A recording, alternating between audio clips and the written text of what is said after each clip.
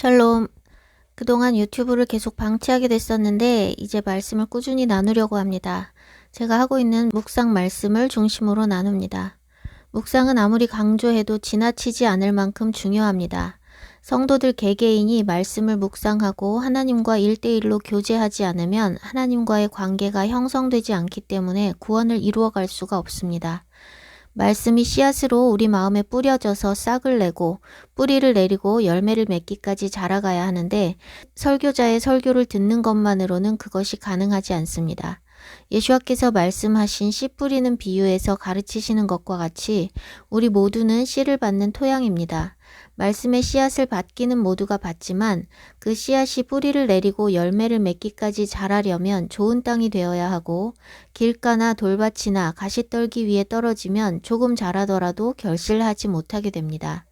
하나님의 말씀은 동일하고 하나도 버려질 것이 없는 완전한 진리니 열매를 맺는 것은 씨앗에 달린 것이 아니라 땅에 달린 것입니다.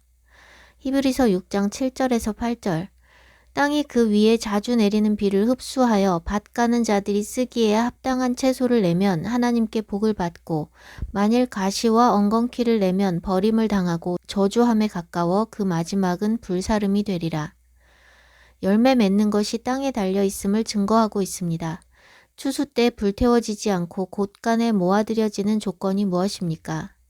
곡식은 잘 익은 알곡이 되어야 하고 과실수는 좋은 열매를 맺어야 합니다. 이것은 우리의 구원에 대한 비유입니다. 우리가 구원받기 위해서는 열매를 맺어야 하고 알곡이 되어야 하는데 그것이 씨앗을 받는 땅, 우리 자신에게 달려있다는 것을 가르치고 있는 것입니다. 구원받을 자를 하나님께서 예정하신 것이 아니라 구원은 씨앗을 받는 땅인 우리 자신에게 달려 있습니다. 텃밭을 해보니 좋은 땅에서는 씨만 뿌려도 잘 자랍니다. 많은 사람들이 화학 비료를 주어 농작물을 인위적으로 키우기 때문에 땅이 좋지 않아도 농작물이 크게 자라지만 성경적으로 농사를 지으려면 안 좋은 땅에 비료 주어서 키우는 것이 아니라 토양을 건강하게 바꾸어야 합니다. 우리 영혼에 하나님의 말씀이 열매를 맺기 위해서는 우리 자신이 좋은 토양으로 바뀌어야만 합니다. 교회에서 하는 교육이나 프로그램들은 화학 비료와도 같습니다. 여러 가지 일에 바쁘게 봉사하게 하고 성경 공부시키고 부흥회, 기도회 등으로 이끌어주며 열매를 맺게 하는 것 같지만 실상 그것은 열매가 아니라 열매처럼 보이는 것일 뿐입니다. 그것은 말씀을 읽고 땅 스스로 낸 열매가 아니라 인위적으로 키운 것이며 행위에 불과합니다.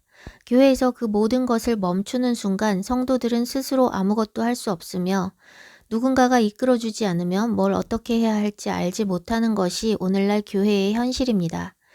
그래서 교회의 문제들을 보고 교회에서 나온 사람들이 다른 교회를 찾지 못하면 어쩔 줄 모르며 힘들어하는 것입니다. 교회에서 시켜서 하는 봉사나 공부는 열매가 아닙니다.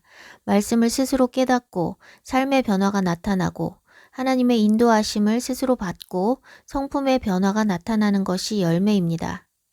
제가 가정을 오픈하여 예배드리면서 시작된 가정교회가 3년째로 접어들었는데 처음 시작할 때는 모두 매우 수동적이었습니다. 대부분 교회에 오래 다닌 분들이지만 기성교회에서 성도들은 앉아서 듣고 시키는 대로 따라가도록 훈련되었기 때문입니다. 목회자가 다 이끌고 성도들은 앉아서 시청만 하는 기성교회에서 신앙생활하는 것의 당연한 결과입니다. 시켜야만 행하는 수동적인 것을 지향하고 성령의 감동에 따라 자유롭게 기도하고 찬양하고 선포하는 예배를 드리고 말씀도 제가 일방적으로 가르치는 것이 아니라 같은 말씀으로 미리 각자가 묵상한 것을 나누다 보니 처음에 수동적인 면이 많이 사라지고 자유롭고 적극적으로 예배드리게 되었습니다. 각자의 묵상을 나누도록 하니 아무 준비 없이 만나는 것이 아니라 만나기 전에 각자 말씀을 묵상하여 준비하고 말씀을 스스로 먹기 시작하여 말씀을 깨닫게 되고 말씀 보는 눈이 열렸습니다.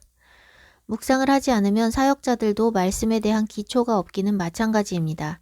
성도들이 목회자들에게 배운 것이나 사역자들이 신학교에서 배운 것은 동일하게 사람을 통해서 배운 것이고 동일하게 인본적인 신학에 기초한 것이기 때문에 말씀 자체에 대한 알미 없는 것은 마찬가지입니다. 성령께서 가르치시는 것이 아니라 사람을 통해 배운 것으로는 누구도 영적으로 자랄 수 없습니다. 반드시 개개인이 스스로 말씀을 먹어야 합니다. 말씀의 씨앗이 우리 안에 뿌려져 싹이 나고 뿌리가 나는 것은 말씀으로 잉태되는 것과 같습니다. 씨앗이 뿌려져 싹이 나고 뿌리가 났다는 것은 땅이 그 씨앗을 받아들였기 때문입니다. 받은 씨앗이 자랄 수 있도록 좋은 땅이 된다면 씨앗은 계속 자라서 결국 땅 위로 올라오고 쭉쭉 자라서 열매를 맺게 될 것입니다. 그런데 씨앗을 받아서 싹이 나고 뿌리가 났어도 좋은 땅이 되지 못한다면 열매를 맺기까지 자라지 못하고 죽게 됩니다. 말씀이 씨앗이라는 것은 엄청난 신비가 함축된 비유입니다. 씨앗은 작은 알갱이에 불과해서 그 씨앗이 어떤 모양으로 얼마나 클지 상상하기 어렵습니다. 그런데 그 씨앗이 땅에 뿌려지고 물과 햇빛이 공급되면 씨앗은 자랍니다. 씨앗이 자라는데 물이 없어도 안 되고 빛이 없어도 안 됩니다. 물과 빛은 하늘에 속한 것이죠. 물도 빛도 하나님을 상징합니다. 즉 말씀의 씨앗이 자라는 데에도 하나님께서 함께 하셔야만 가능합니다. 햇빛과 물은 하나님께 속했고 모든 땅에 은혜로 부어지는 것이니 가장 중요한 것은 땅입니다. 땅이 씨앗에 대해 얼마나 진심이냐에 따라 좋은 땅이 되고자 할 것이고 열매를 내게 될 것입니다. 깨닫게 하시는 은혜는 하늘에 속한 것으로서 빛으로 비춰주셔야 말씀이 깨달아집니다. 씨앗이 싹을 내려면 물에 적셔져야 하고 빛으로 따뜻해져야 합니다. 햇빛과 물을 깨닫게 하시고 자라게 하시는 은혜라고 한다면 그 은혜에 반응하여 순종하는 것을 통해 씨앗이 싹을 내게 됩니다. 땅과 물과 빛이 있으면 씨앗이 싹을 내고 뿌리 내리고 자라가는 것이 정상입니다. 씨앗이 분량이 있을 수 없는 완전한 하나님의 말씀이라면 더더욱 그렇습니다. 그런데 말씀이 뿌려졌는데 싹을 내지도 않고 가라지만 내는 땅이 있습니다. 말씀을 받아들이지 않았기 때문입니다. 땅이 있고 햇빛과 물이 있으면 무엇이든 자랍니다. 말씀의 씨앗을 자라게 하지 않으면 가라지만 자랍니다. 가라지는 정성을 들이지 않아도 잘 자라지만 씨앗은 정성을 들여야 합니다. 똑같은 씨앗이 뿌려져도 어떤 땅은 잘 자라고 어떤 땅은 가라지만 난다면 그것은 씨앗의 차이가 아니라 땅의 차이입니다. 오늘 살펴볼 열왕기서는 솔로몬 이후의 분열 왕국의 역사를 기록하고 있는데 왕들이 하나님의 말씀을 어떻게 대하느냐에 따라 왕 개인의 운명뿐 아니라 나라의 운명이 달라집니다. 하나님의 말씀은 이스라엘 전체에게 주어졌지만 어떤 사람들은 하나님을 전심으로 따르며 율법을 지켰고 어떤 사람들은 말씀을 무시했습니다. 이스라엘의 패역함 속에서 저 자신을 보기도 하고 멸망을 향해 달려가는 그 시대상에서 오늘 우리 세대를 보게 됩니다. 솔로몬 후에 남북으로 분열된 이스라엘에 많은 왕들이 있었는데 북이스라엘은 선한 왕이 하나도 없었고 유다 왕국은 선한 왕이 여러 명 있었습니다. 그런데 여호와 보시기에 정직하게 행하던 왕들도 마지막까지 마음을 지키지 못하고 아름답게 마무리하지 못하는 안타까운 배도를 계속 보게 됩니다.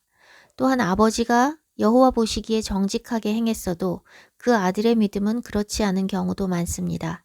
오늘은 히스기야와 요시야 왕에 대해서 살펴보려 합니다.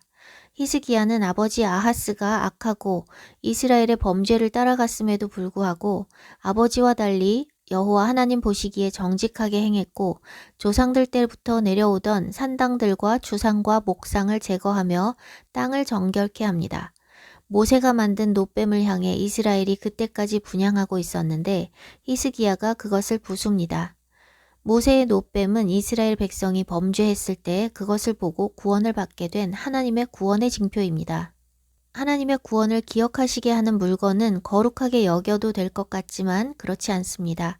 그것을 향해 분향하면 그것이 우상이 되는 것이니 하나님께서 가증히 여기시는 죄입니다. 하나님은 하늘이나 땅이나 물속에 어떤 형상도 만들지 말라 하셨고 우상에게 절하지도 섬기지도 말라 하셨습니다. 하나님은 영이시니 영으로 하나님을 예배해야 하는데 인간은 눈에 보이는 형상을 만들고 섬기기를 좋아합니다.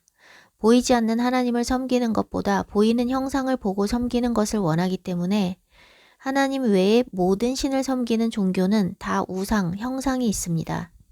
여호와 하나님, 예수 그리스도를 바르게 믿고 섬기는 그리스도인이라면 형상을 만들지 말아야 합니다. 그런데 오늘날 교회도 십자가라는 형상이 우상이 되어 있습니다. 십자가는 성경에 나오는 것이 아니라 카톨릭의 산물입니다. 십자가라는 것은 번역본에서 십자가로 번역한 것일 뿐 원문에서는 형틀입니다. 또 나무에 달려 돌아가셨다고 말씀하기도 합니다. 나무에 달려 돌아가셨는데 그 나무가 형틀이고 형틀의 모양은 원래 십자 모양도 아닙니다. 본질은 죄 없으신 예수님께서 죄수들을 매다는 형틀에 달려 돌아가셨다는 것이고 모양이 중요한 것이 아닙니다. 그런데 십자가라는 모양을 지나치게 각인시켜서 죄 없으신 예수님께서 우리 대신 형틀에 달리신 그 사실 자체를 묵상할 수 없게 만들었습니다. 오늘날 인본적인 신학의 바탕을 둔 교회는 예수님의 죽음이 우리에게 무슨 의미인지 바르게 깨닫지 못하고 있는데 예수님의 죽음의 의미도 모르는 채 십자가가 우상이 되어 모든 교회에서 하나같이 교회 건물 외부와 내부에 다 십자가를 걸고 있습니다. 저는 교회가 가르치고 있는 많은 교리들과 전통이 성경에 근거하여 얼마나 이단적인지 많이 나눌 것입니다. 코로나를 계기로 적지 않은 성도들이 백신에 대한 경각심이 없는 교회들을 떠났고 교회가 WCC와 WEA에 가입되었다는 이유로 교회를 떠난 사람들도 있습니다. 그런데 WCC에서 나오면 문제가 없고 그대로 있으면 문제가 있다고 생각하는 것은 1차원적인 판단입니다. 교회가 근본적으로 하나님의 말씀인 성경에 기초하고 있지 않기 때문에 WCC에 속하는 결과가 자연스럽게 나타난 것입니다. 가톨릭의 뿌리를 둔 신학과 교리를 버리고 성경 말씀 자체를 믿는 개혁이 일어나지 않고는 거기서 나온다 해도 아무 의미가 없습니다. 이미 저는 교회가 가르치는 예정론이나 한 번 구원은 영원한 구원이라는 구원론의 허구에 대해 여러 차례 언급한 적이 있지만 그 외에도 성경에 위배되는 교리와 전통이 허다합니다.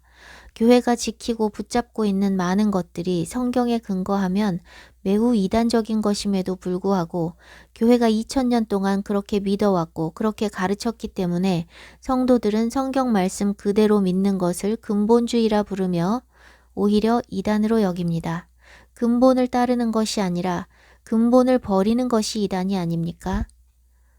잘못된 신학에 기초하면 성경이 이단이 되고 성경에 기초하면 신학이 이단이 됩니다. 무엇을 믿어야 할지 선택해야 합니다. 이것도 괜찮고 저것도 괜찮은 옵션의 문제가 아닙니다. 생명이냐 사망이냐의 문제입니다. 성경이 가르치는 하나님이 아니라 거짓된 신학이 만들어낸 가짜 하나님을 믿는 것은 사망의 길을 생명의 길로 믿고 가는 것입니다. 교회가 믿고 있는 하나님은 어떤 하나님일까요? 예수님이 내 대신 십자가에 못 박히셨으니까 먹고 싶은 대로 다 먹고 자고 싶은 대로 자고 소유하고 싶은 대로 다 소유하는 등 육신이 원하는 대로 살고 땅의 것에 집착하며 살아도 천국에 보내주고 범죄하고 우상 숭배해도 나는 하나님의 자녀니까 지옥 가게 하지 않고 내 배만 불리며 살아도 괜찮다고 하고 나에게 피해준 사람의 죄는 혹독하게 심판하고 내가 피해를 끼친 것은 눈 감아주고 예수님 믿는다고 고백한 나는 환란이 오기 전에 하늘로 끌어올려 주시는 하나님입니다. 그런데 제가 믿는 하나님, 성경에 기록된 하나님은 그런 하나님이 아닙니다. 그런 거짓된 자기만의 하나님을 만들어 믿는 것은 여호와 하나님이 아니라 자기가 만든 우상을 섬기는 것입니다.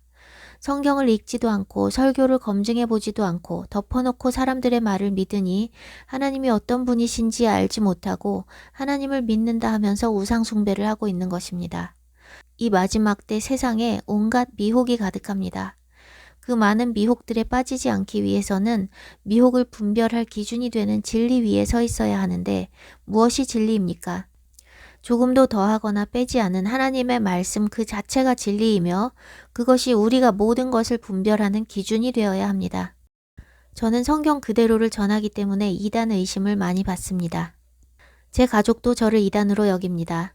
하나님께서 제 삶 가운데 행하신 놀라운 일들, 저와 함께 하시고 은혜 베푸신 증거와 기적들이 차고 넘치는데도 그것을 보면서도 제가 교회와 다른 길을 가고 있고 성경대로 전하고 성경대로 지킨다는 것 때문에 이단 취급을 받는다는 것은 참 안타까운 일입니다.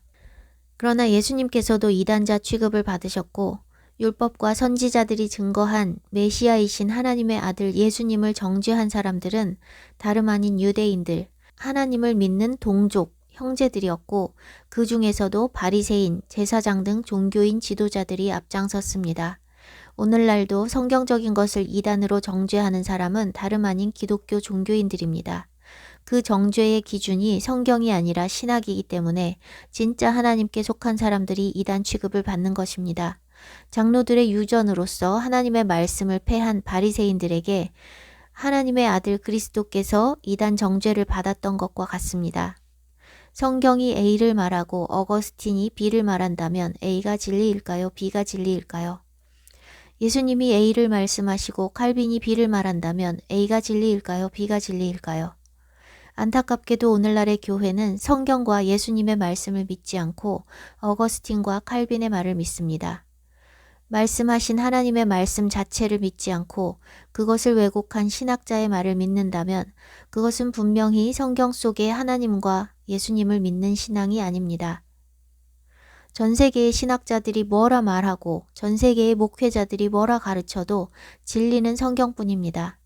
제가 성경 말씀대로 전하기 때문에 신학을 붙잡고 있는 대다수의 교인들에게 걸림돌이 되고 받아들여지지 않지만 저는 단 한 사람이라도 진리에 귀 기울이고 돌이키기를 소망하며 전합니다. 많은 사람들이 듣거나 많은 사람이 동의하는 것을 바라지 않습니다. 거짓과 미혹이 가득한 교회 안에서 진리를 얻지 못해 갈급한 한 영혼이 성경적인 진리를 얻고 구원에 이르도록 외치는 것이니 진심으로 돌이킬 한 영혼만 들어도 충분합니다. 하나님께서 말씀하시는 대로 믿고 전심으로 돌이켜 구원을 위해 바르게 준비되기 원하는 분은 교회에서 배운 지식, 그동안 알고 믿었던 어떤 것이라도 성경이 가르치는 것과 다르다면 남김없이 다 버리겠다는 준비와 각오를 하고 들으시면 좋겠습니다. 스스로 성경을 통해 검증하고 성경에서 확인이 된다면 그대로 믿으시고 돌이키십시오. 교회에서 가르치는 신학과 교리에 대한 지식이 없는 갓 회심한 사람들이 제가 전하는 말씀이 성경적이라고 고백하는 것을 종종 듣습니다. 선입견이나 왜곡된 지식이 없을수록 성경을 있는 그대로 믿기 쉽고 교회에서 잔뼈가 굵을수록 성경을 있는 그대로 받아들이지 못합니다. 바울은 그리스도 예수를 아는 지식이 가장 고상함을 인해서 모든 것을 배설물로 여겼는데 오늘날 교회는 예수를 아는 지식이 아니라 잘못된 교리와 전통을 가장 고상하게 여깁니다. 성경에 나오지 않은 것에 세뇌되어 성경의 진리를 거부하고 있습니다. 저는 예수 그리스도를 주님으로 고백하는 모든 사람들이 성경 그대로를 믿기를 간절히 바랍니다. 서론이 길었습니다. 열왕기는 북이스라엘과 유다의 많은 왕들의 행적에 대해 간략하게 기록하고 있고 역대기서가 좀 더 자세하게 기록되어 있습니다. 히스기야와 요시야의 개혁을 열왕기와 역대기 기록으로 살펴볼 것입니다. 그 안에서 하나님이 우리에게 주시는 메시지, 영적인 원리들을 취할 수 있기를 바랍니다. 북이스라엘은 반역의 반역이 이어져 왕조가 계속 바뀌니 혈통이라는 것이 의미가 없습니다. 반면 남유다는 유다 지파 다윗의 자손의 계보가 이어지기 때문에 혈통의 의미가 있습니다. 왕조가 바뀌지 않고 혈통이 이어지기 때문에 유다 왕조는 왕들의 어머니의 이름도 기록됩니다. 왕들이 범죄해도 이스라엘처럼 왕조가 바뀌지 않고 다윗 혈통의 왕조가 유지된 것은 다윗의 후손으로 메시아가 오실 것이라는 언약 때문입니다. 다윗의 후손 중에도 악한 왕들이 있었지만 하나님께서 북이스라엘의 왕조들과 같이 그 왕조를 패하지 않으시고 오래 참으셨습니다. 결국 유다 역시 멸망하여 그 땅에서 쫓겨나 포로로 끌려가게 되었음에도 불구하고 다윗 왕가의 계보를 기록하신 것은 다윗에게 주신 언약과 그 성취를 보게 하시기 위함입니다. 구약에 기록되지 않은 포로기 이후의 다윗의 계보는 신약 성경 마태복음과 누가복음에 나타납니다. 히스기야 왕 6년에 북이스라엘은 아수르에 의해 멸망합니다. 북이스라엘은 포로로 끌려가고 북이스라엘 멸망 후 약속하신 기업 가나안 땅에 하나님의 나라는 100여 년 동안 유다 왕국 하나만 남게 됩니다. 히스기야의 아버지 아하스 왕은 다윗처럼 여호와 보시기에 정직하게 행하지 않고 이스라엘의 여러 왕들의 길로 행하고 이방의 가증한 풍속을 따라하고 우상들에게 분향했습니다. 그 결과로 아람과 북이스라엘이 와서 유다를 치자 아수르의 원조를 요청하여 스스로 아수르의 종이 됩니다. 아수르에게 조공을 바치고 종이 되었지만 그의 형편은 나아지지 않고 에돔과 블레셋도 유다를 쳤습니다. 하나님께서 여호와 앞에 범죄한 아하스를 낮추시는 것입니다. 그는 또 여호와를 의지하지 않고 아수르에게 여호와의 전과 왕궁과 방백들의 집에서 재물을 갖다 바쳤지만 유익이 없었습니다. 아하스에 대해 역대기는 이렇게 기록합니다. 역대하 28장 22절 23절.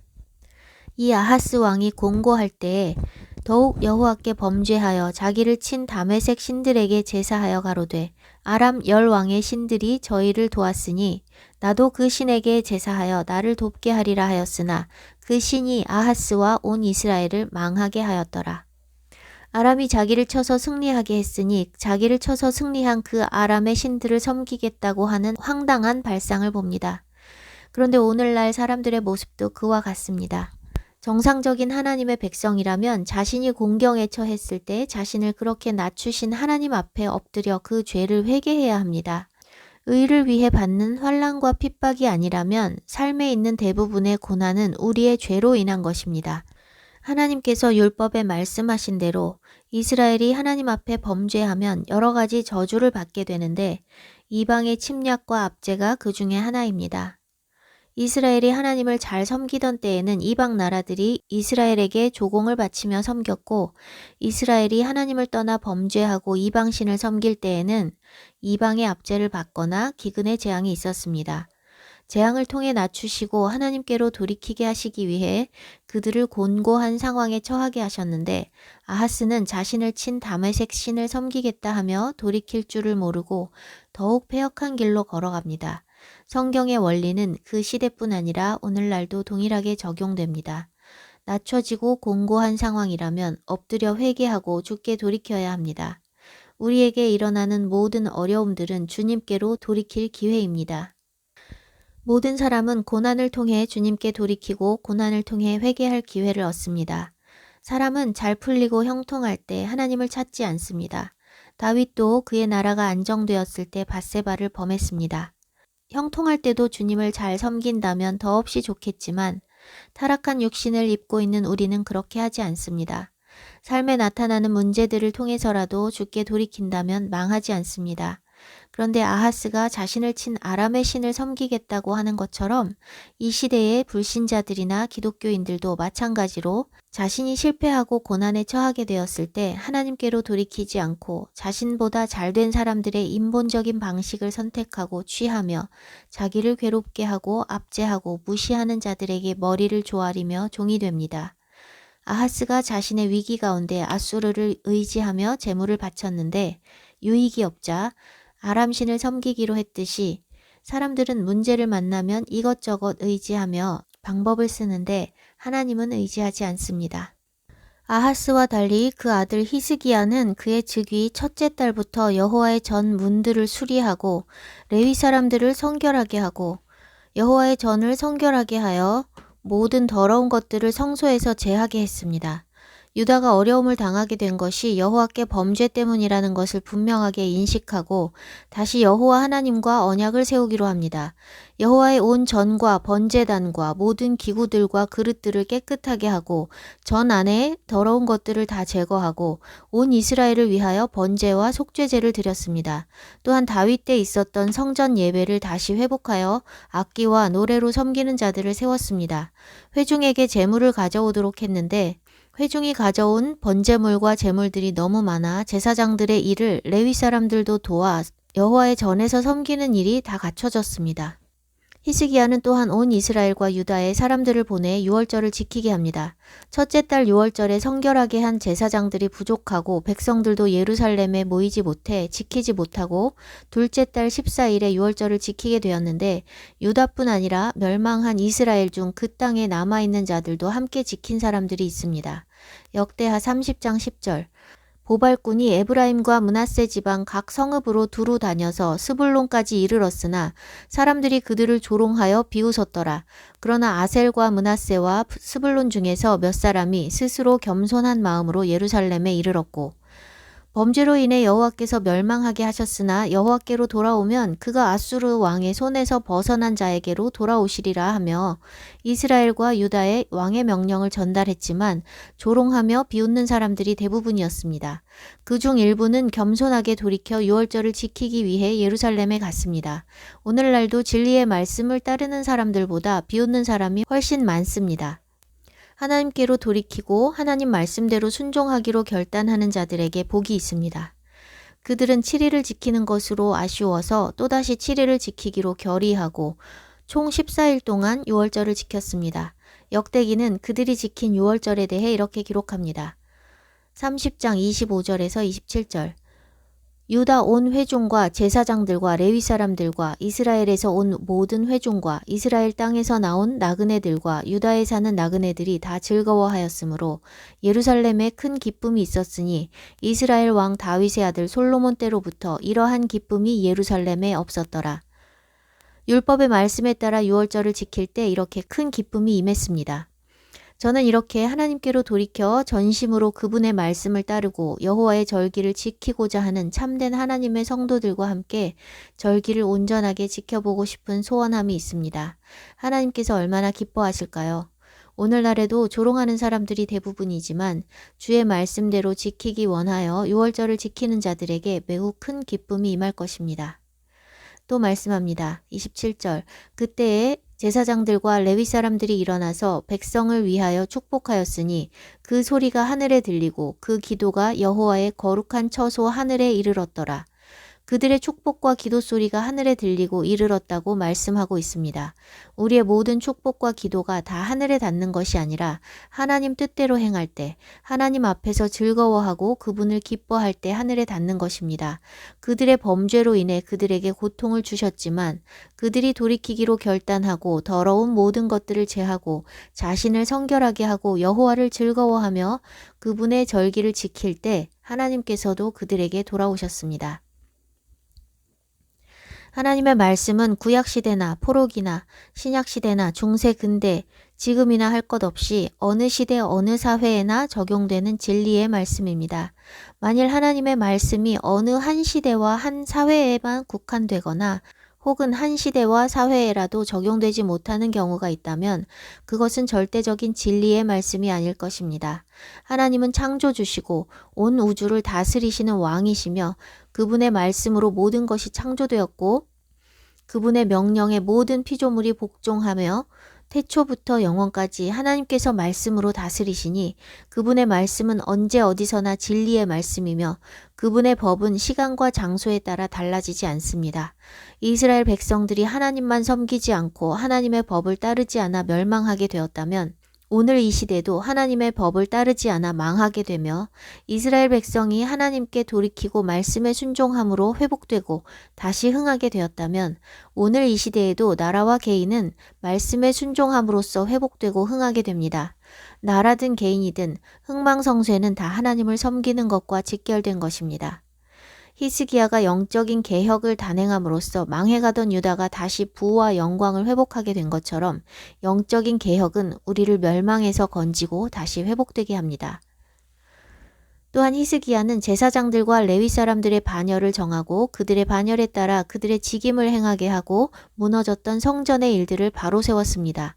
또 왕의 재산 중에서 얼마를 정하여 여호와의 율법에 기록된 대로 아침 저녁의 번제와 안식일과 초하루와 절기의 번제에 쓰게 하고 예루살렘에 사는 백성들을 명하여 제사장들과 레위 사람들 몫에 음식을 주어 그들에게 여호와의 율법에 힘쓰게 했습니다. 왕으로서 명령만 하는 것이 아니라 자신의 소유를 내주며 솔선하고 있고 여호와의 종들인 제사장들과 레위인에 대한 규례도 바로 세웁니다. 백성들의 11조로 제사장과 레위인을 공궤하는 것이 여호와의 율법의 명령인데 여호와를 섬기지 않고 우상 숭배가 만연하니 여호와를 섬기는 제사장과 레위인에게 돌아가야 할 목도 돌아가지 않고 있었던 것입니다. 왕이 명령을 내리니 유다 여러 성읍의 이스라엘 자손들과 유다 자손들이 소와 양의 11조를 가져왔고 여호와께 구별하여 드릴 성물의 11조를 가져와서 더미를 이루었습니다. 백성들이 가져온 예물이 너무 많아 제사장들을 먹이고도 많이 남게 되자 히스기야는 여호와의 전 안에 방들을 준비하여 보관하게 하고 예물과 11조를 관리하는 책임자도 두었습니다. 그리고 제사장과 레위인의 반열대로 대소를 막론하고 나누어 주었습니다. 히스기야가 그 아버지 아하스의 길로 행하지 않고 여호와 보시기에 정직하게 행한 반면 그의 아들 므낫세는 아버지가 헐어버린 산당을 다시 세우고 바알 제단들을 쌓고 아세라 목상을 만들고 하늘의 모든 1월 성신을 경배하고 섬기고 흰놈의 아들 골짜기에서 그 아들들을 불 가운데로 지나게 하고 점치고 사술과 요술을 행하고 신접한 자와 박수를 의지하는 등 여호와께서 보시기에 가증한 모든 일을 행하고 진노를 임하게 합니다.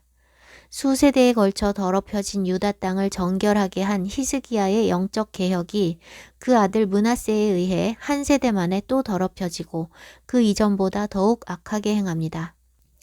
그런 므낫세가 유다 왕국에서 가장 오랜 기간 통치한 왕이었습니다. 그런데 이 므낫세는 히스기야가 여호와께 간구하여 15년을 더 살지 않았더라면 태어나지 않았을 인물입니다. 히스기야가 25살의 왕이 되어 29년을 통치했는데 후반 15년은 그가 간구하여 연장된 시간이고 히스기야가 죽고 그 아들 므낫세가 왕이 될 때 그가 12세였으니 히스기야가 더 살고자 간구함으로 인해 태어난 이 악한 므낫세가 유다의 심판을 임하게 한 것입니다. 열왕기하 23장 26절.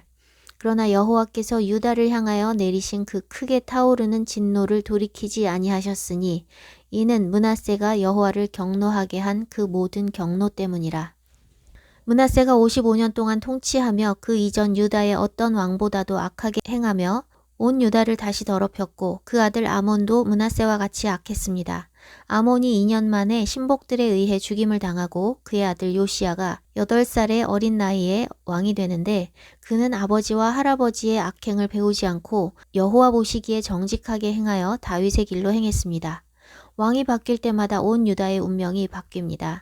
나라가 왕 한 사람에 의해 좌지우지되는 것이 오늘날의 시각으로는 적절치 않아 보이지만 하나님 나라는 원래 왕정이지 민주국가가 아닙니다. 오늘날 민주주의 체제에서 사는 우리는 그것이 합리적이라고 생각할 수 있지만 한 왕이 다스리는 나라여야 그 통치가 견고하게 세워질 수 있습니다. 사실상 이름만 민주주의일 뿐 오늘 우리 사회도 전체주의의 성격을 많이 띠고 있습니다. 나라가 모든 것을 통제하고 간섭하고 개개인의 자유가 많이 제한되고 있어서 민주주의라는 것은 거의 유명무실하게 되어가고 있습니다.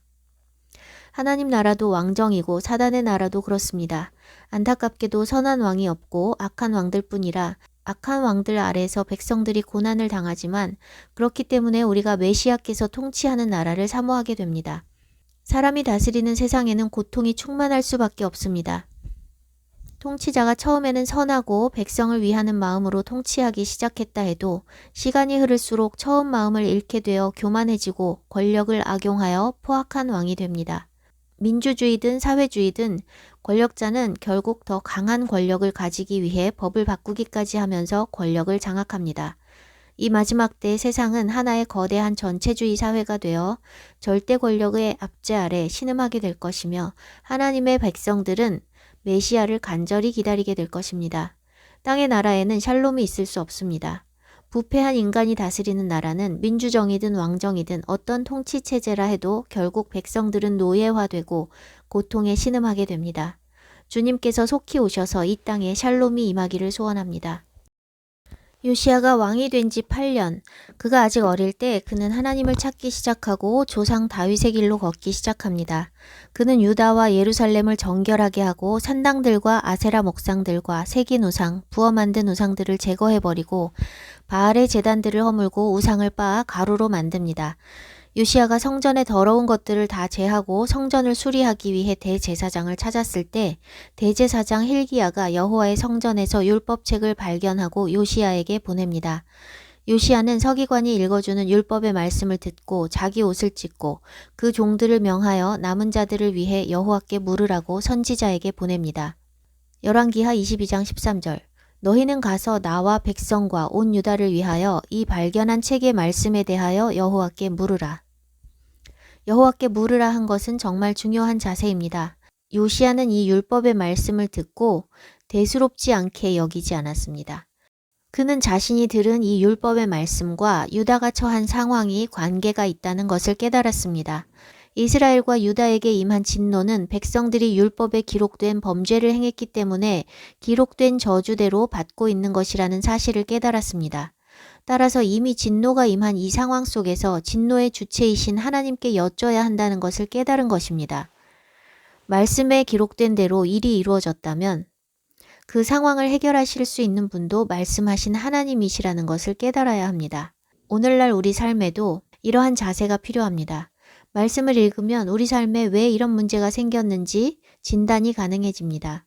말씀을 읽으면 그 문제의 해결이 주께 있음을 깨닫게 됩니다. 병이 있으면 병원에 가서 검사를 하고 진단을 받고 처방을 받듯이 우리 삶의 모든 문제는 하나님께 가서 진단을 받고 처방을 받아야 합니다. 요시야는 그것을 깨닫고 여호와께 물으라는 명령을 내린 것입니다. 여선지 훌다는 여호와께서 율법의 책에 기록하신 모든 저주대로 유다에게 재앙을 내리실 것이라고 전합니다. 하나님께서는 백성들이 여호와를 버리고 다른 신들에게 분향하며 여호와의 진노를 샀기 때문에 진노를 그 땅에 쏟겠다고 하시지만 요시야가 겸손하여 옷을 찢고 통곡하였으므로 요시야는 그 땅에 임할 재앙을 보지 못하고 평안히 묘실로 들어가게 되리라 말씀하십니다. 요시야 역시 히스기야와 같이 산당을 제하고 우상들을 제거하고 우상 제단을 허물며 그 땅을 정결하게 했을 뿐 아니라 유월절을 성대하게 지킵니다. 자신의 소유를 백성들에게 유월절 제물로 주고 방백들도 백성과 제사장들과 레위 사람들에게 주었고 레위 사람들의 우두머리들도 레위인들을 위해 주었습니다. 첫째 달 14일에 유월절 양을 잡고 모세의 율법에 기록된 규례대로 모든 준비가 되었고 노래하는 자들도 그 직무대로 행하여 유월절을 지키고 이어서 7일 동안 무교절을 지켰습니다. 선지자 사무엘 이후로 이스라엘 가운데서 이렇게 유월절을 지킨 적이 없다고 기록하고 있습니다. 여호와께로 돌이키면 이러한 행위의 열매들이 나타납니다. 우상을 제하고 더럽혀진 땅을 깨끗이 하며 여호와의 율법에서 벗어난 모든 것에서 돌이켜 율법이 명하는 대로 행하는 개혁이 일어납니다. 이것은 누가 시켜서 하는 것이 아니라 여호와의 율법, 기록된 하나님의 말씀을 들은 개인이 그 말씀의 명령에 감동을 받아 스스로 결단하고 행하는 개혁입니다. 요시야는 자기 처소에 서서 여호와 앞에서 언약을 세우는데 마음을 다하고 목숨을 다하여 여호와를 순종하고 그의 계명과 법도와 율례를 지켜 이 책에 기록된 언약의 말씀을 이루리라 라고 선포합니다. 이러한 결단과 선포가 하나님의 말씀을 읽는 개개인의 삶 속에 하나님 앞에서 이루어져야 합니다. 그렇게 결단한 사람은 삶의 모든 영역이 정리되고 정돈되기 시작합니다. 돌이킴은 반드시 개혁이 따릅니다. 사단의 종되었다가 하나님의 백성이 되는데 그 삶이 전혀 달라지는 것이 없다면 그것은 돌이킴도 아니며 주인이 바뀌지 않은 것입니다. 마음을 다하고 목숨을 다하여 여호와를 순종하고 하나님의 계명과 법도와 율례를 지키기로 결단한 요시야와 같은 결단과 선포가 여러분의 삶 가운데 있었습니까? 자신이 좋아하던 세상 노래를 끊고 자신이 과하게 즐기던 취미를 끊고 자신이 즐기던 중독적인 행위들, 쇼핑, 여행, 담배, 술, 마약, 음란 등을 끊었습니까? 하나님께서 먹지 말라고 명하신 돼지고기 등의 정결하지 않은 음식을 끊었습니까? 그건 구약시대의 이스라엘 백성에게 주신 율법이지 오늘날 은혜 아래 있는 그리스도인들에게 해당되는 것이 아니라고 믿는 사람들이 대부분입니다. 과연 그럴까요? 예수 그리스도를 믿는 사람이 은혜 아래 있는 것은 분명합니다. 그러나 은혜 아래 있다는 것이 율법을 폐하고 방종하는 것을 의미하지 않습니다.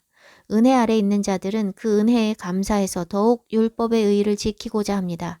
은혜는 우리가 마음껏 범죄하라고 주신 것이 아니라 우리가 그 은혜에 힘입어 거룩함으로 나아갈 수 있도록 주신 것입니다.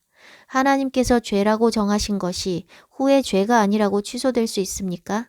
그럴 수 없습니다.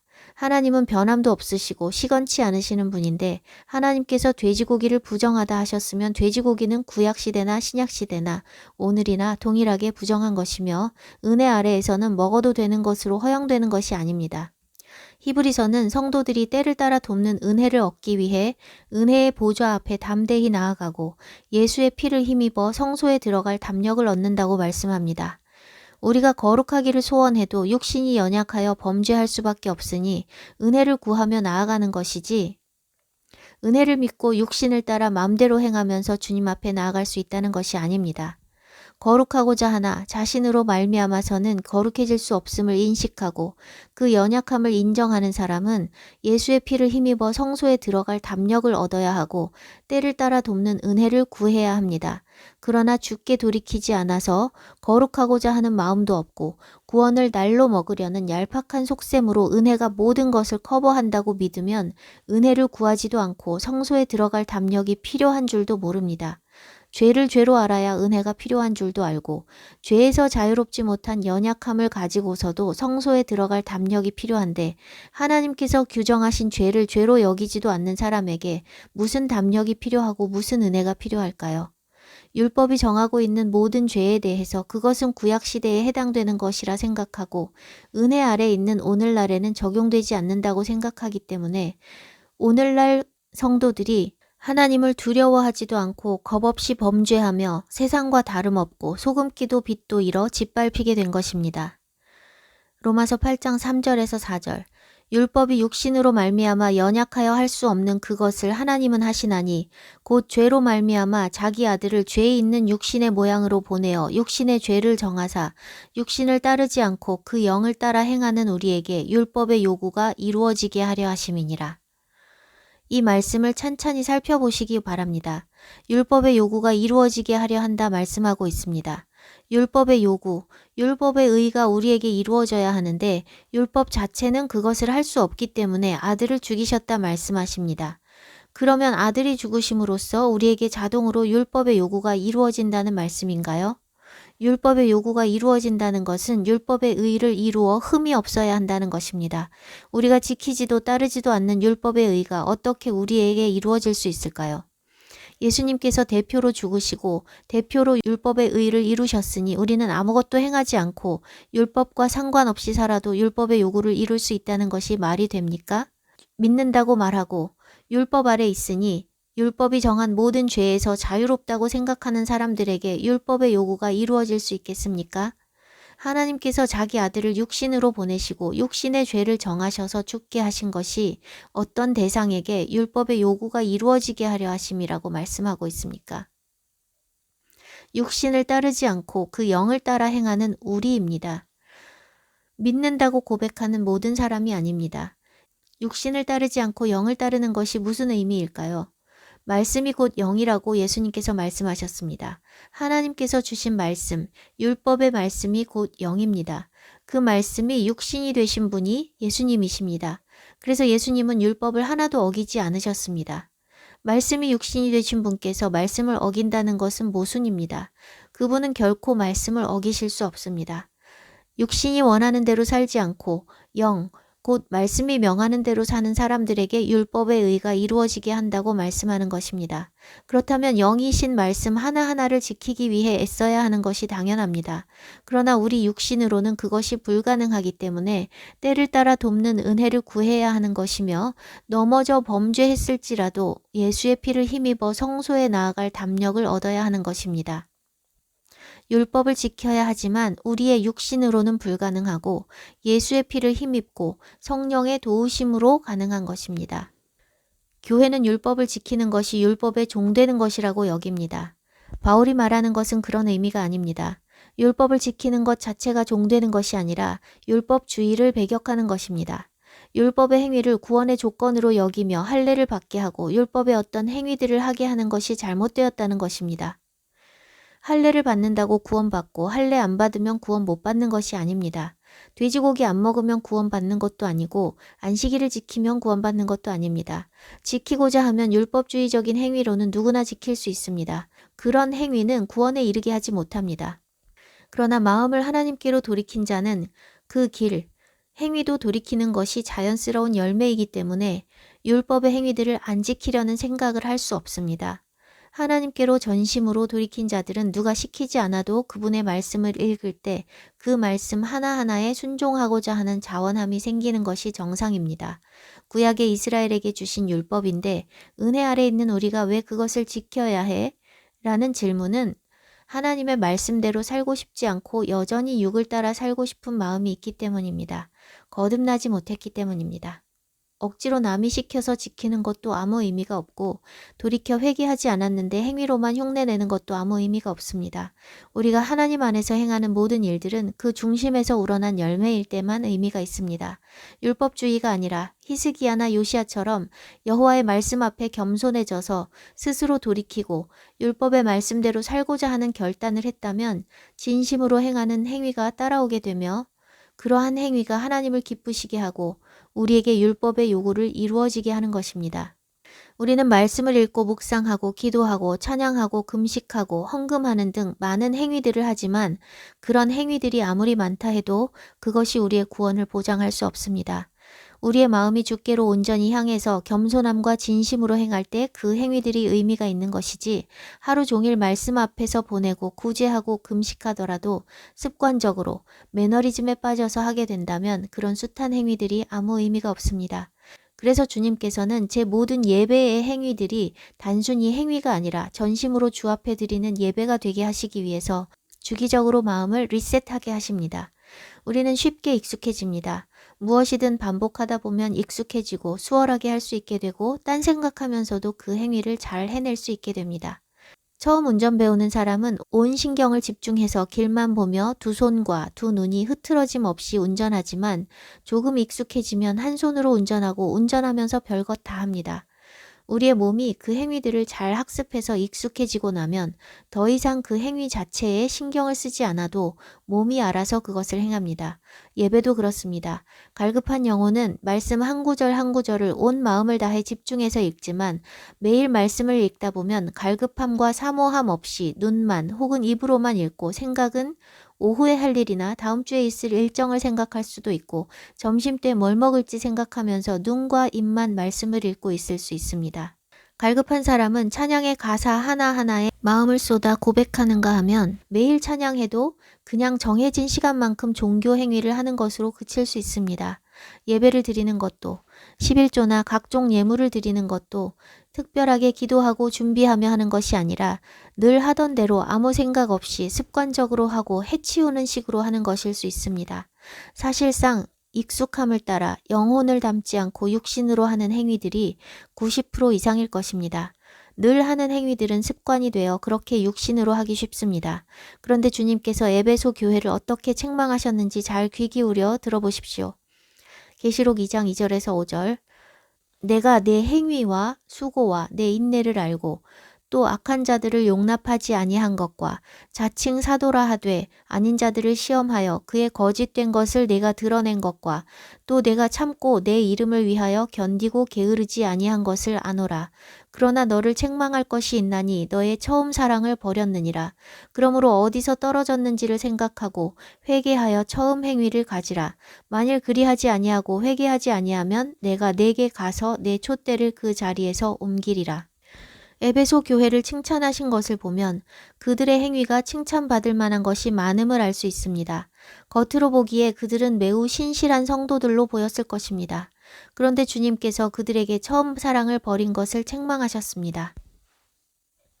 그들의 행위는 여전하나 그 마음은 사랑이 없이 행위만 이어지고 있는 것입니다. 과거에 아무리 잘했어도 그 행위가 구원을 보장하지 못하고 현재 아무리 잘하고 있어도 그 행위가 사랑 없는 행위에 불과하다면 그 역시 마찬가지입니다. 처음 사랑을 버린 자들에게 어디서 떨어졌는지 생각하고 회개하여 처음 행위를 가지지 않으면 그 촛대를 옮기리라고 말씀하십니다. 첫사랑을 잃어버리면 미지근해집니다. 종교적인 행위들은 유지되지만 마음의 구원의 감격이나 감사가 없고 그저 습관대로 행위만 지속하게 됩니다. 라오디게아 교회에게 책망하신 것과 흡사합니다. 그 상태로는 구원을 받을 수 없다는 것을 교회들에게 말씀하고 계십니다. 책망받지 않은 서머나와 빌라델비아 교회 외에는 5교회가 다 책망을 받았습니다. 그리고 주님의 공통된 처방은 회개하라입니다.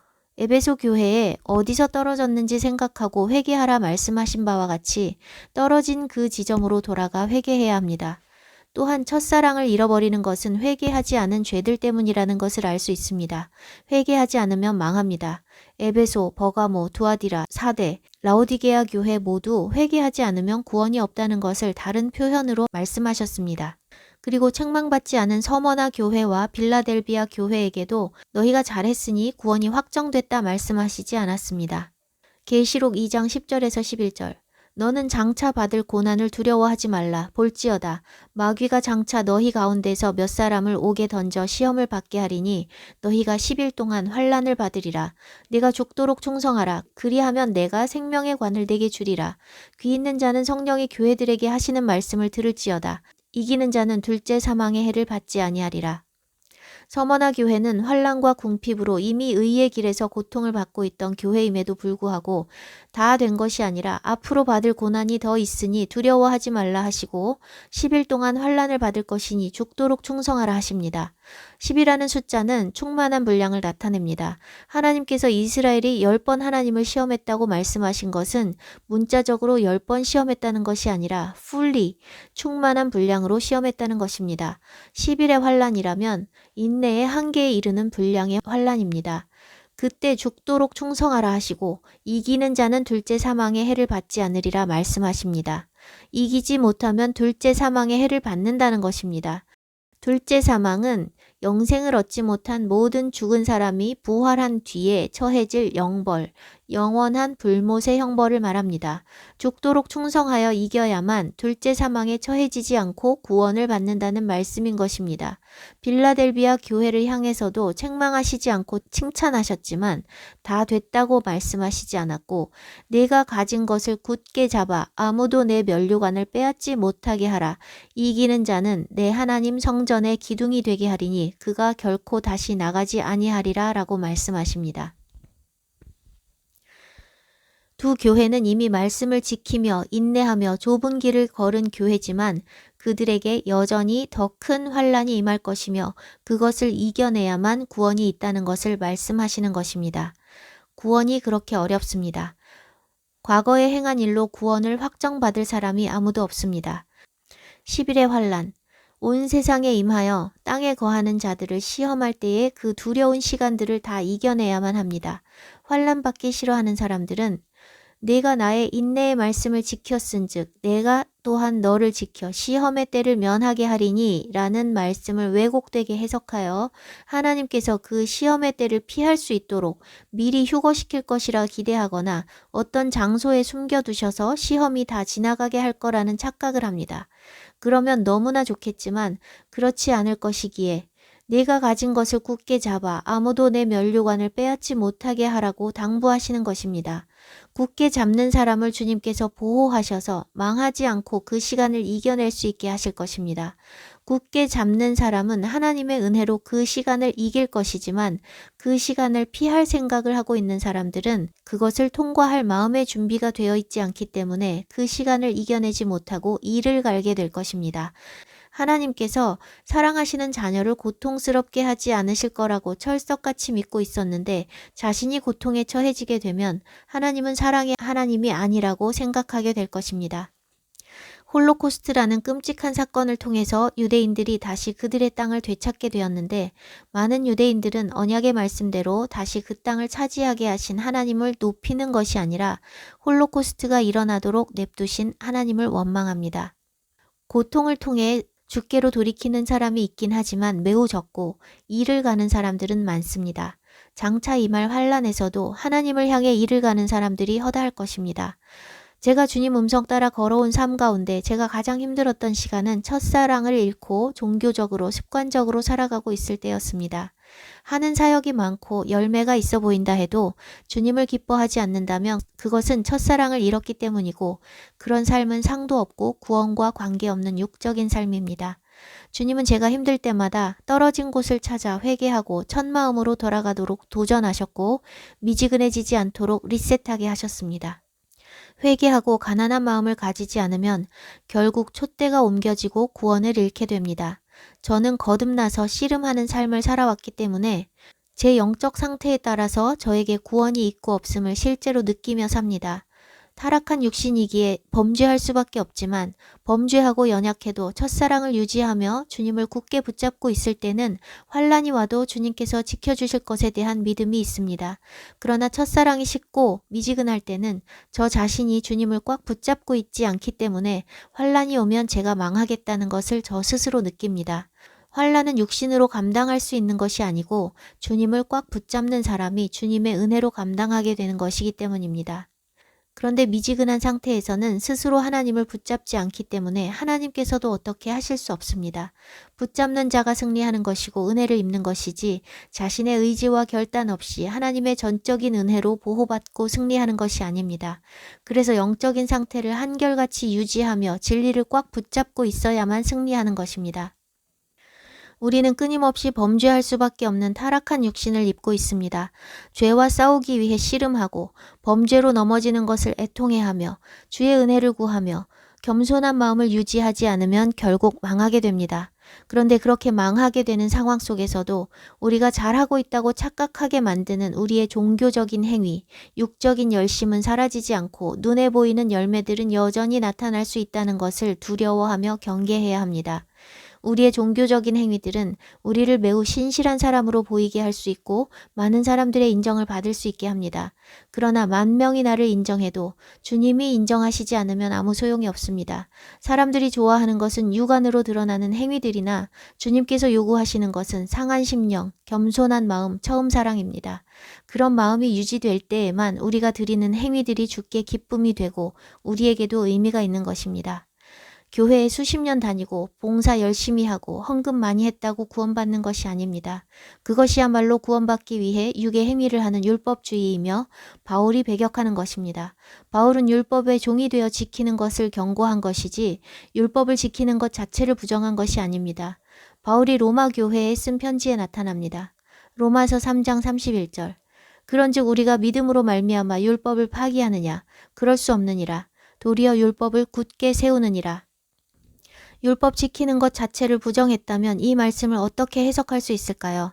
한 입으로 두 말을 했을까요? 로마 교회와 갈라디아 교회에게 다른 복음을 전했을까요? 예수님의 가르침과 행위가 그분의 아버지 하나님께서 주신 구약의 율법과 모순될 수 없고 바울이 로마 교회와 갈라디아 교회에 전한 말이 모순될 수 없고 예수님의 사도인 바울의 말이 예수님의 말씀과 하나님의 율법과 모순될 수 없습니다. 율법을 지키지 않고 율법을 세우는 방법이 있습니까? 율법을 지키지 않는 것이 율법을 파기하는 것이고 율법을 지키는 것이 율법을 굳게 세우는 것입니다. 율법을 지키고 싶지 않고 율법을 안 지켜도 된다고 믿고 싶어 하는 것은 주님을 사랑하지 않아서입니다. 사랑이 없는 그런 마음으로는 율법을 지켜도 구원과 관계없는 행위일 뿐입니다. 하나님을 사랑하면 하나님의 말씀을 따르게 되어 있습니다. 히스기야와 요시야는 말씀에 따라 스스로 개혁을 단행했습니다. 제사장이나 선지자가 말해서 돌이킨 것이 아니라 그들 스스로 돌이켰습니다.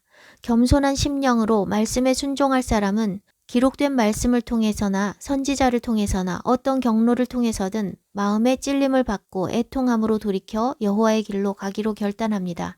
그러나 겸손하지도 않고 갈급하지도 않은 사람은 누가 어떻게 말해도 순종하지 않으며 마음으로 돌이키지도 않습니다. 돌이킴은 죽기로 결단하는 것입니다. 자신이 그동안 사랑하고 의지하던 모든 것을 버리고 주의 길로 걷기로 결단하는 것이니 육의 죽음을 선포하는 것입니다. 저희 성도님 한 분께서 회심할 때 이전에 좋아했던 모든 음악들을 다 버리면서 사지를 절단하는 느낌이었다고 고백했습니다. 예수님을 믿고 주님으로 영접하면서 그런 것이 전혀 없었다면 여러분은 돌이킨 것이 아닙니다. 내가 사랑하고 의지하고 즐기던 모든 것을 그대로 둔 채 교회 다니는 행위, 헌금하는 행위, 봉사하는 행위만 추가된 것이라면 그것은 우리를 구원에 이르게 하지 못할 의미 없는 종교 행위만 하는 것입니다. 행위는 많이 하고 있으나 주님을 사랑하는 마음이 없다면 그 역시 구원과 관계없으며 주님을 사랑했었지만 그 첫사랑을 잃었어도 구원과 멀어진 것입니다. 예수님을 믿고 회심하고 성령으로 거듭난 사람들은 종교 행위로 만족하는 삶을 살 수 없습니다. 그것이 영을 만족시키지 못하기 때문에 목사가 인정하고 수많은 사람들이 인정한다 해도 종교적인 행위에만 머물러 있을 수 없습니다. 진정으로 돌이켰다면 행위와 개혁은 반드시 따라오는 것이며 그렇게 개혁이 일어났다 해도 그 마음을 끝까지 지키지 못하면 역시 망합니다. 유다의 여러 선한 왕들이 그 마음을 끝까지 지키지 못했습니다. 히스기야도 병이 낫고 15년이 연장된 후 그 마음이 교만해졌습니다. 아무리 공로가 많고 하나님 앞에 정직하게 행했다 해도 과거는 과거일 뿐이며 그 구원을 보장할 수 있는 사람은 아무도 없습니다. 숨이 멈추는 그날까지 겸손함으로 주님 앞에서 처음 마음을 유지하며 기록된 하나님의 말씀대로 살아야 구원을 이룰 수 있습니다. 한 번 구원은 영원한 구원이 아니며 믿음을 입술로 고백한다고 구원받은 것이 아닙니다. 부귀영화를 구하지 않고 백성을 다스리는 지혜를 구해서 하나님을 감동시켰지만 가증한 우상들을 이스라엘 땅에 가득하게 만들고 배도한 솔로몬, 평생을 여호와 앞에 정직하게 행하며 수고하고 말년에 망한 아마샤, 아사랴 왕과 같은 사람들을 보며 교훈을 얻어야 합니다. 열왕기서의 기록들은 시종일관 악을 행하다가 망한 왕들과 여호와 앞에 정직하게 행하다가 후에 배도하여 망한 왕들의 이야기로 가득합니다. 그 악행하는 왕들과 백성들을 향해 하나님의 심판을 선포한 선지자들 역시 끝까지 그 신앙을 지키지 못하면 멸망하기는 마찬가지입니다. 선지자 중에도 하나님의 말씀을 선포하러 갔다가 사람의 말을 듣고 죽임당한 사람이 있습니다. 구원을 끝까지 지키는 것이 그만큼 어렵습니다. 하나님의 나라 이스라엘과 유다가 망하기까지 그들이 얼마나 패역하고 가증한 범죄를 반복했는지 인과관계가 드러나 있습니다. 오늘 이 시대는 그 왕국 시대보다 더 패역하고 가증한 죄들로 가득합니다. 선한 사람도 없고 진리를 선포하는 선지자도 없습니다. 세상 끝이 가까워 사랑도 식고 거짓과 미혹이 가득하니 스스로 말씀을 통해 하나님을 만나고 말씀에 순종함으로 구원을 이루어가야 합니다. 하나님의 인도하심을 받지 못하고 육신의 삶을 살고 있다면 먼저 진심으로 돌이켜 회개하고 영을 따라 살기로 결단하십시오. 한때 뜨거웠지만 뜨거움이 사라지고 미지근해졌다면 어디서 떨어졌는지 생각하고 회개하여 처음 사랑을 회복하십시오. 기도하겠습니다. 주님, 오늘 말씀을 들은 주님의 양들 가운데 아직 전심으로 돌이키는 결단을 하지 않은 사람이 있다면 결단하고 돌이키는 은혜가 있게 해주십시오. 하나님의 말씀을 통해 자신이 하나님 앞에 죄를 지었음을 깨닫게 하시고 회개하며 말씀 앞에 겸손할 수 있게 해주십시오. 주님의 말씀이 그저 성경책 속의 말씀으로만 존재하는 것이 아니라 요시야처럼 말씀을 통해 현실을 진단할 수 있게 해주십시오. 하나님께 여쭐 마음이 있게 해주십시오. 삶에 나타난 모든 문제들이 죄로 인한 것임을 깨닫게 해주십시오. 그 모든 죄의 열매와 속박에서 건지실 분은 오직 주님뿐이심을 믿고 주님께 돌이켜 말씀대로 순종하며 살 것을 결단하게 도와주십시오. 더 이상 육신의 안전지대에 머물러 있지 않게 하시고 말씀 앞에 반응하여 주님의 길로 걸어갈 수 있도록 이끌어 주십시오. 사마리아 여인 삭개오와 같은 한 영혼을 만나기 위해 찾아가셨던 주님께서 오늘 이 시간에도 주의 은혜를 필요로 하는 한 영혼을 찾아가셔서 말씀으로 만나주시고 주의 은혜로 감싸주시기를 구합니다. 죽을 자도 죽지 않고 살기를 바라시는 주님의 사랑과 은혜로 이 말씀을 듣는 모든 사람에게 임해 주십시오. 예수와의 이름으로 기도합니다. 아멘.